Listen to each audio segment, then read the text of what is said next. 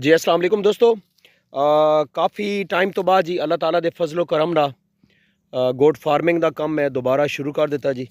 कोई 4 तो 5 मैं बकरे खरीदे ने छोटे छोटे, और तकरीबन एक हफ्ता पिंड में जनाब अपने मकान दे नाल लगे रहे जी।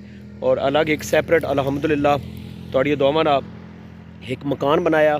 कोशिश मेरी बड़ी है कि जनाब मैं जड़ा बकरियां का शौक है इसा मैं कंटिन्यू करा, लेकिन तकरीबन 5 तो 6 महीने या इस तो ज़्यादा ना टाइम तुसी लै लो जी कि मैं फार्मिंग वाले चक्कर तो बिल्कुल बाहर रहा, क्योंकि पैसे की बड़ी ज़रूरत सी और मैं मकान बनाना रहा जी। हुण कुछ थोड़ा जा रिलैक्स होया जी, और मकाना का काम तकरीबन लंटर कंप्लीट हो गया तुहाड़ियां दुआवां दे नाल, ते मैं नाल जनाब अपना शौक शुरू कर दिता जी। इंशाअल्लाह इसा कंटिन्यू करांगे।